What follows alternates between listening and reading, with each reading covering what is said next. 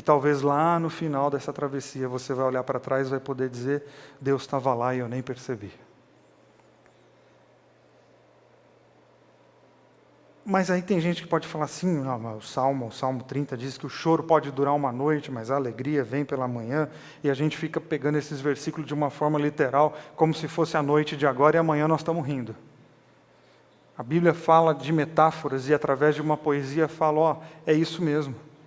Existem períodos da nossa vida que são noturnos, onde a gente não enxerga, onde a gente não tem horizonte, onde a gente não tem possibilidade, onde a travessia tem que ser mais lenta ainda, porque a gente não consegue saber se tem buraco, se tem curva, e a gente vai bem devagarzinho. Isso pode durar uma noite, mas uma noite de quanto tempo? Então a gente não sabe quanto tempo que dura essa noite, mas uma hora a alegria vai chegar, porque Deus está do nosso lado. Os tempos estão sombrios, todos os sinais estão sendo dados. Acorde enquanto é tempo. Jesus está voltando. Volte para ele antes. O mundo nos engana, mas a verdade é uma só. Deste mundo nada se leva. Não se deixe mais ser enganado pelos emissários de Satanás. Nosso propósito aqui neste canal é te convidar, todos os dias, para essa reflexão. Mas Deus que nunca me esqueceu, pegou a minha história e reescreveu, virou o universo voltando o filme ao começo. Reflexão do dia. Pra me abençoar. Mateus 24, 6 a 10. E eu que era o último da... E ouvireis de guerras e de rumores de guerras. Olhai, não vos assusteis, porque é mister que isso tudo aconteça, mas ainda não é o fim.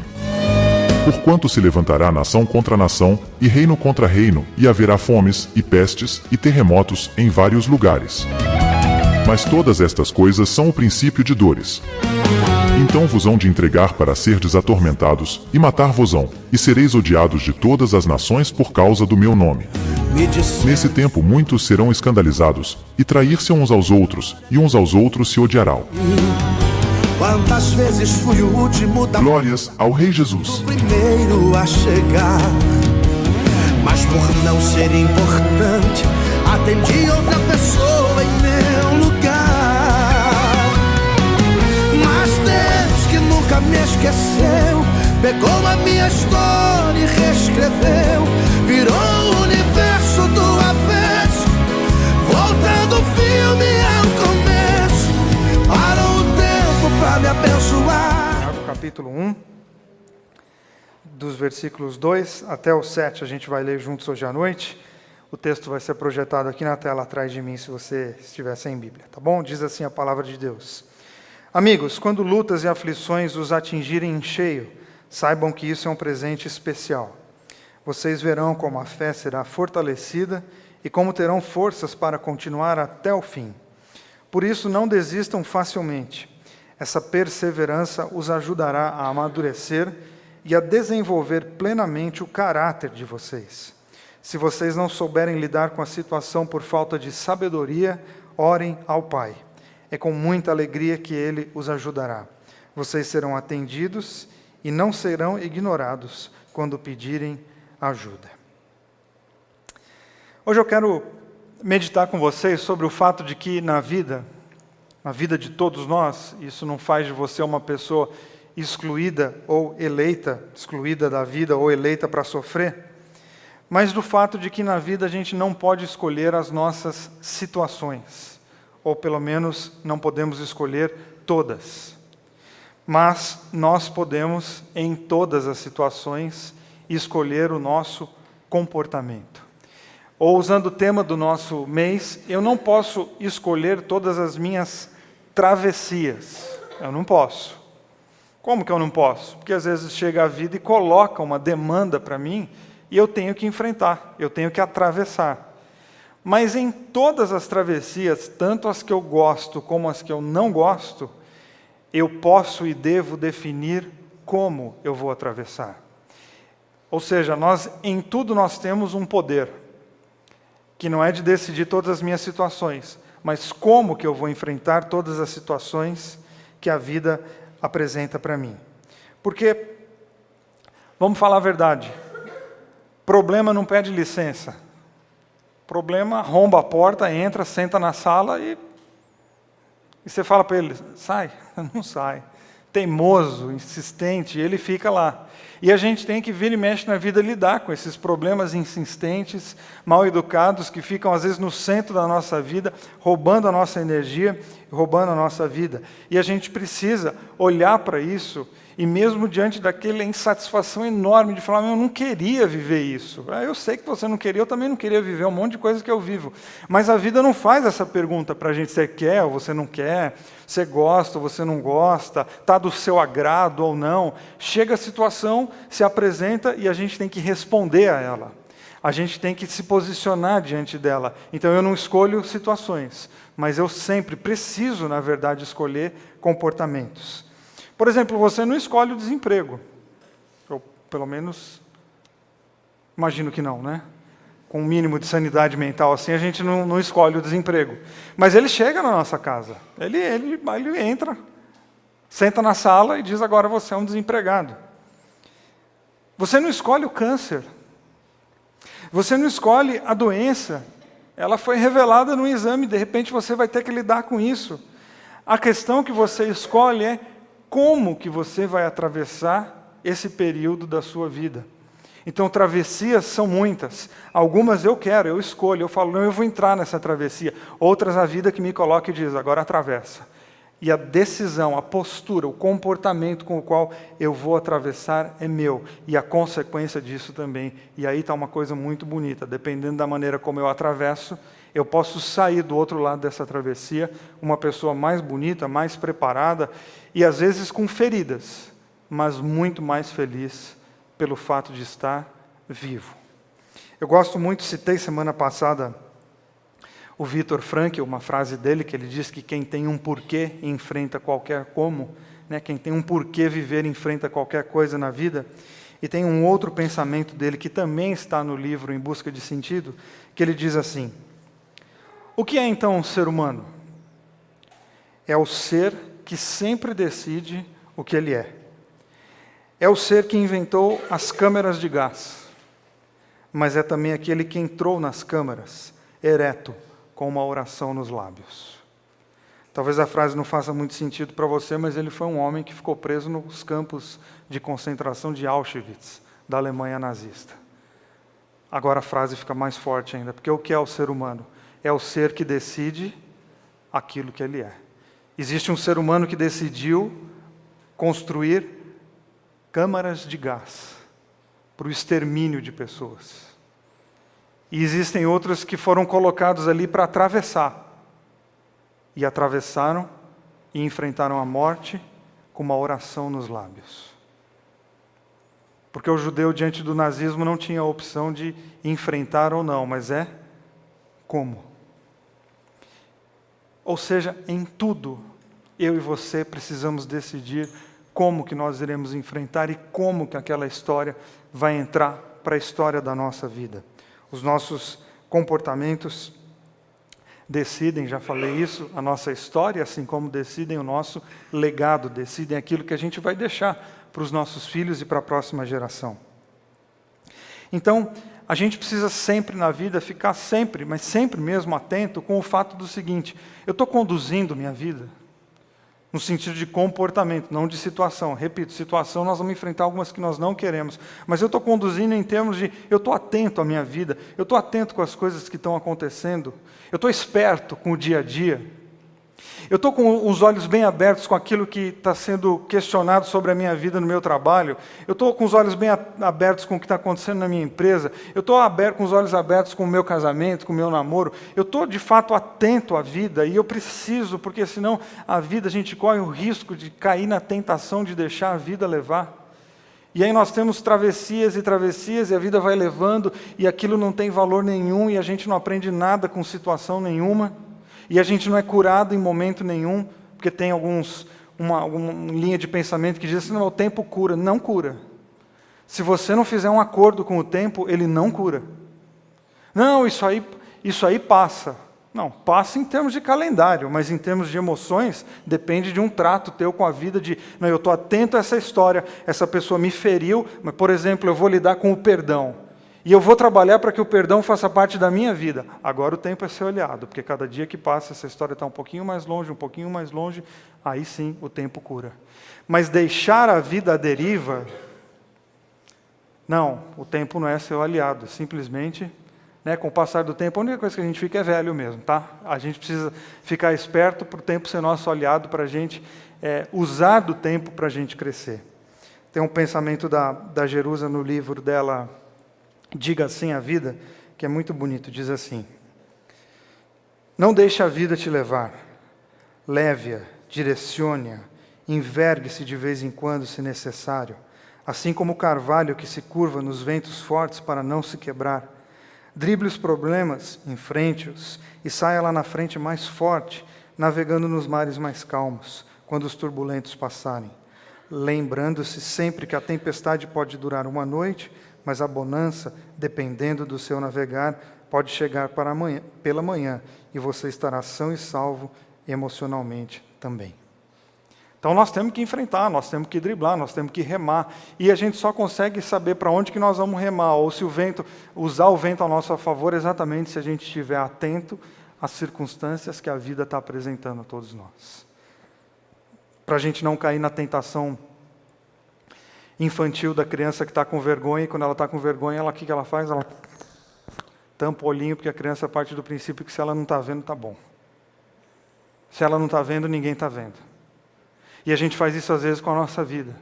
Fechar o olho para o problema, porque aí, sei lá, se eu não estou vendo ele, de repente ele não está me vendo. Tá e está crescendo. Porque deixar de problema de lado é dar oportunidade para ele se agigantar. E a gente não pode nem fingir que o problema não existe, assim como a gente não pode deixar a nossa vida à deriva. Não, eu tenho que direcionar, eu tenho que pensar. Existe um trabalho que precisa ser feito.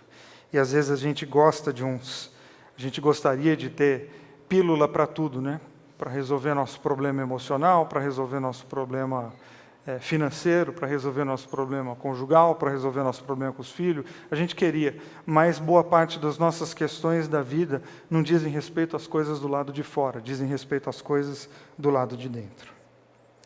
Então Tiago escreve uma proposta para a gente, mais uma vez, que é um caminho de fé. Ele fala sobre a tribulação, fala sobre o problema, ele fala sobre as lutas da vida e fala que existe uma proposta de fé. Existe um jeito cristão de você fazer a sua travessia. E eu gosto sempre de usar a proposta porque você pode recusar. É proposta porque diante de uma proposta você pode dizer sim ou não. Não quero. E Tiago faz para nós, na sua carta, diversas propostas, em diversas áreas da vida. Maneiras para a gente fazer a travessia. A questão é se nós vamos topar ou não. E eu quero pensar então com você, a partir desse versículo, em mais algumas delas. E a primeira é você cuidar muito dos seus comportamentos para que você não seja vítima deles. Você é livre para escolher e viver a vida do jeito que você achar melhor. Desde que esteja muito claro no teu coração que não existe decisão neutra. Você sempre vai lidar com a consequência de alguma coisa. Sempre. E Tiago está fazendo uma proposta, mas assim como Jesus, ele joga muito limpo na proposta. E é isso que eu gosto. Porque ele diz assim: quando as lutas te atingirem em cheio.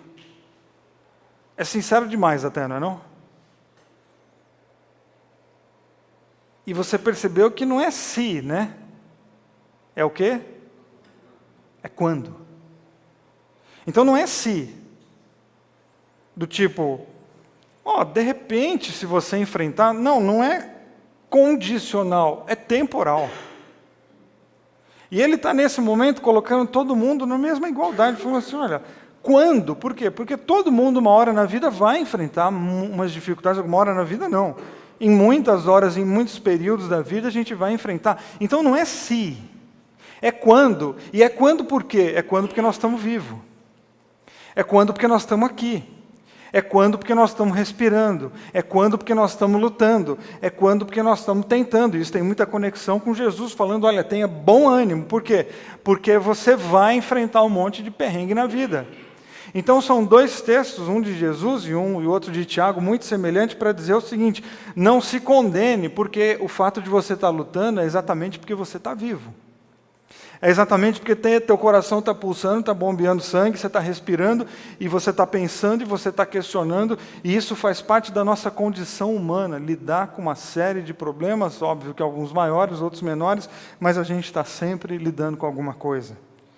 Então, a gente gostaria, talvez, e a gente já sonhou com uma fé que nos blindasse, que colocasse uma doma ao redor da nossa vida e, de repente, nenhum problema vai bater na nossa porta. E talvez, inclusive, você iniciou uma caminhada com Deus a partir de um convite desse, inclusive. Não, vem que a parada toda vai ser resolvida. E aí, de repente, você vem, você entra numa caminhada cristã e, de repente, você descobre que o teu pneu continua furando igual. Que você começou a ficar resfriado na época do inverno igualzinho antes. Porque a fé cristã não vem para resolver problema, a fé cristã vem para te dar um novo coração, para você enfrentar teus problemas. A fé cristã não fica mudando circunstâncias da vida, porque as circunstâncias da vida não se converteram à minha fé. Quem se converteu à fé cristã foi meu coração. Ou seja, o que muda é a situação? Não, o que muda é a minha maneira de lidar com ela. O que muda é o quê? É a travessia? Não, é o atravessador. O problema está ali. Um monte de gente está atravessando. A questão é como que as pessoas estão atravessando. E a fé cristã vem para dizer: você pode atravessar com um coração diferente.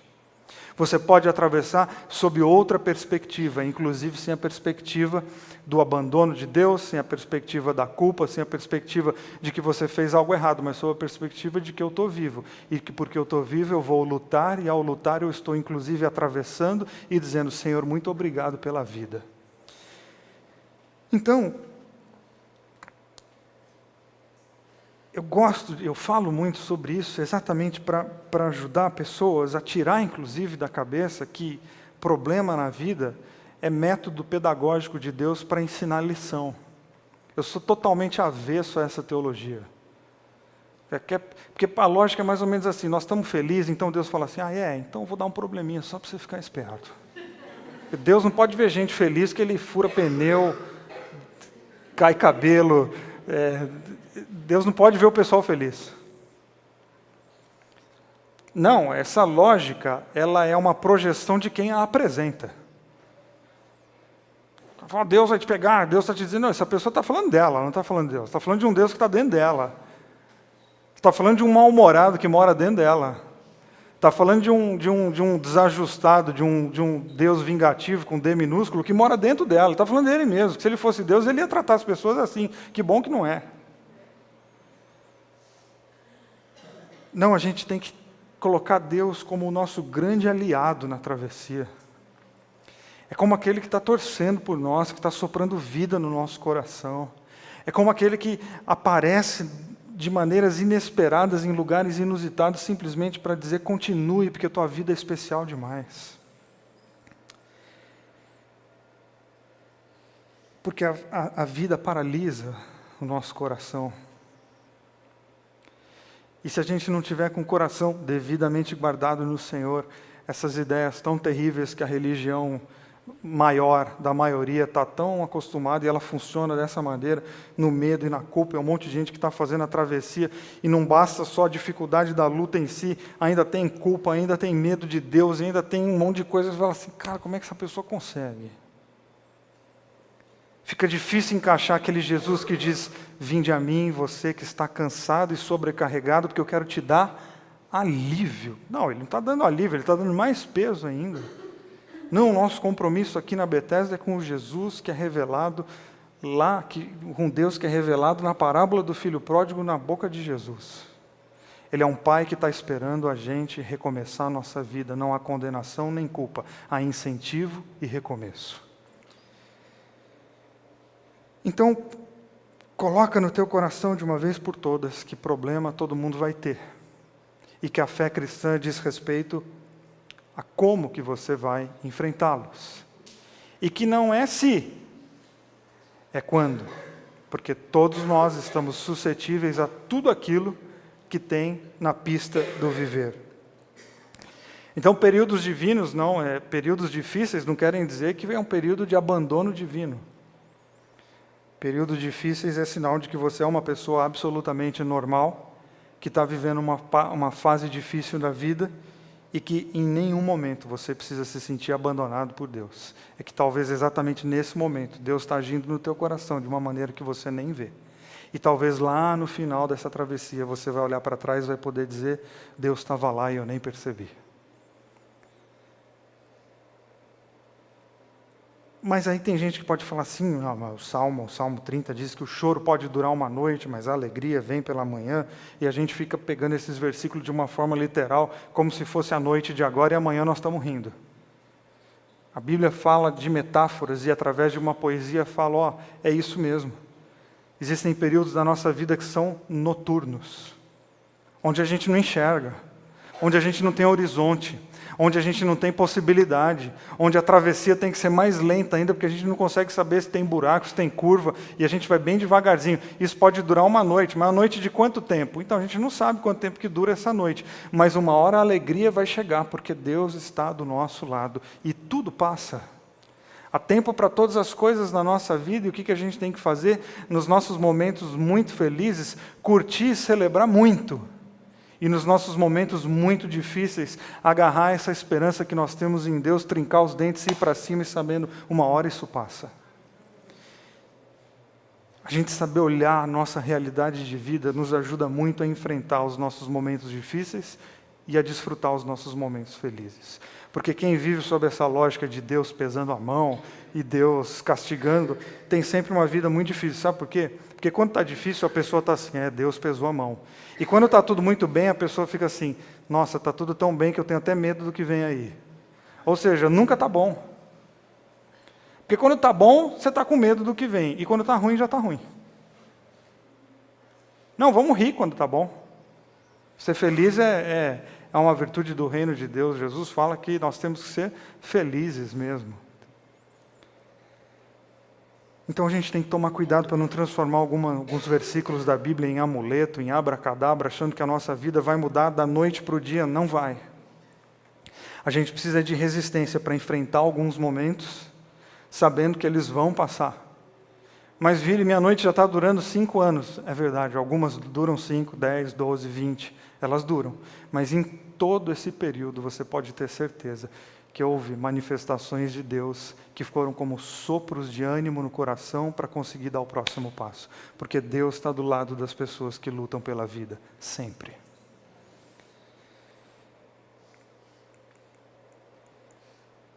Então, ser fiel a Deus não é viver sem problema. Ser fiel a Deus é não perder a sensibilidade e o encanto com a vida. E no meio dos maiores problemas, conseguir ainda enxergar que a vida é um presente de Deus. E Tiago também nos chama a orar, a inserir a oração como um exercício espiritual que é fundamental nas nossas travessias. Não sei como é que é sua vida de oração, o que significa oração para você. Mas orar não é um monte de coisa que a gente fala de uma maneira bonita para Deus. Porque me parece que é isso. Às vezes, para orar, a gente muda o tom de voz, usa palavras que a gente não usa em lugar nenhum, como se Deus falasse outra língua. E a gente fala de assuntos que não tem absolutamente nada a ver com a nossa vida. Ou ela vira um momento de ficar só pedindo coisa. E a oração perde o momento da sacralidade, onde a gente está abrindo o nosso coração e a gente fica pedindo coisa. Coisa mesmo, coisa. E a oração é exatamente o momento onde a gente abre o nosso coração para que a gente mude. Eu vou falar algo que talvez vocês não vão gostar, mas espero que a amizade continue a mesma. Mas a gente não ora para mudar coisa, a gente não ora para mudar a situação, a gente ora para mudar o nosso coração.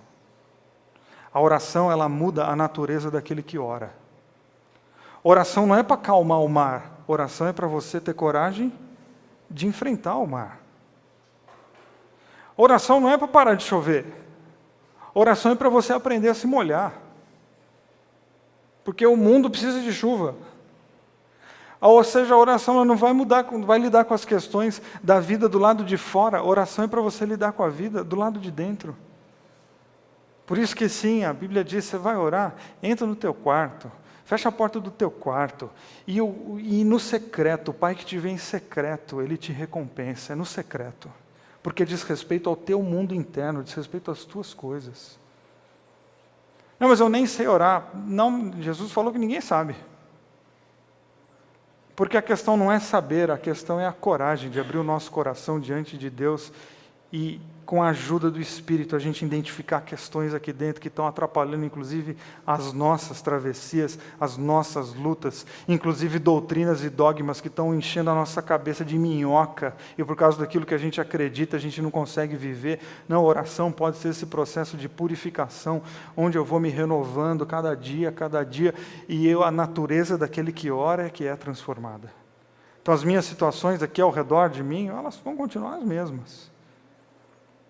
Mas através da oração eu posso ganhar uma sabedoria vindo de Deus, segundo o que Tiago nos ensina. E eu vou enfrentar as minhas situações de uma maneira completamente diferente. Ore a Deus e peça sabedoria. E aí é duro, porque você vai falar assim, pai, eu queria pedir um carro. Esse é o nosso problema. A gente acha que a oração é para pedir carro, TV, sapato. A gente diminui a oração a coisa material. E olha que empobrecimento do ato. A oração era para você ser uma nova pessoa e você está transformando isso num carro. A oração era para você ter um novo coração e você está transformando isso em roupa. A oração é para você ser uma nova mulher e você está transformando isso numa viagem. Não, oração não diz respeito às coisas que você vai fazer, oração diz respeito às pessoas que você vai ser, para inclusive olhar para esse carro e dizer, não posso, não é agora, não, vou fazer bobagem. Não, oração é um exercício de consciência. Aí Tiago diz, ore a Deus e peça sabedoria. Uau! Sabedoria para eu saber lidar com a vida, para eu lidar com os meus dramas. Como seria bom se a gente conseguisse, diante das nossas grandes encruzilhadas que a gente tem na vida o tempo todo, a gente tivesse sabedoria, porque tem gente que tem carro, tem carrão, só não sabe lidar com a vida. Inclusive o carro se torna um problema, porque briga com todo mundo no trânsito o dia inteiro. E Tiago está dizendo, não, quando as situações baterem na porta da tua casa, porque elas vão bater, aproveite para você se fortalecer e através disso se tornar uma nova pessoa. E como que eu faço isso? Pedindo a Deus sabedoria para você perceber quais são as lições que estão escondidas nas tuas lutas. Porque algumas lições a gente só aprende enquanto a gente luta. Ah, então você está dizendo que problema é bom? Não, eu estou dizendo que problema é inevitável. Faça com que ele seja bom. Porque tudo na vida que é inevitável, eu tenho que tirar dali algum proveito. Tudo na vida que eu não tenho como evitar, eu tenho que enfrentar e, bom, que isso aqui traga para mim algum tipo de crescimento, algum tipo de transformação. E sabedoria, um dos itens que a gente pode pensar da sabedoria, é exatamente a gente se livrar totalmente da obrigação de ter uma vida perfeita. Porque esse negócio de vida perfeitinha só oprime as pessoas e ninguém jamais vai conseguir isso. A sabedoria vai nos colocar diante da alegria de viver sucessos e vai nos dar resistência para a gente enfrentar os nossos fracassos. Porque o sucesso e o fracasso são realidades na vida de todos nós. E nós precisamos de sabedoria para enfrentar as duas coisas. A gente precisa de sabedoria no sucesso, sabe para quê? Para a gente não virar soberbo. Porque o sucesso pode transformar você numa pessoa soberba. E diante do fracasso eu preciso de sabedoria para não me tornar uma pessoa covarde, porque o fracasso pode me acovardar diante dos dramas da vida. E a sabedoria vem para dizer assim, eu vivo sucessos e vivo fracassos, e em todas essas coisas eu sei que Deus é por mim, e eu posso atravessar todas elas, e no final ter uma pessoa mais preparada, mais bonita e um pouco mais parecida com Jesus. Essa é a sabedoria que Deus quer dar para mim e para você. Ou seja, quantas travessias que nós temos pela frente. Eu espero ter muitas, porque as minhas travessias só se encerrarão no dia que eu morrer. Então eu quero atravessar muita coisa na vida. Terão coisas bem difíceis? Terão não, já tenho, já estou. Já estou hoje atravessando coisas que eu não gostaria. Mas a vida não me perguntou, escuta, você quer?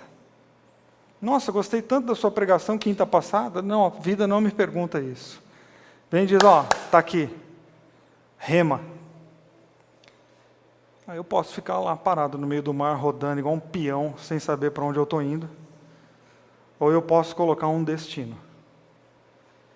E remar firmemente rumo a ele. Entendendo que no caminho existem muitas experiências e que elas podem fazer com que a minha vida se torne cada vez mais bonita.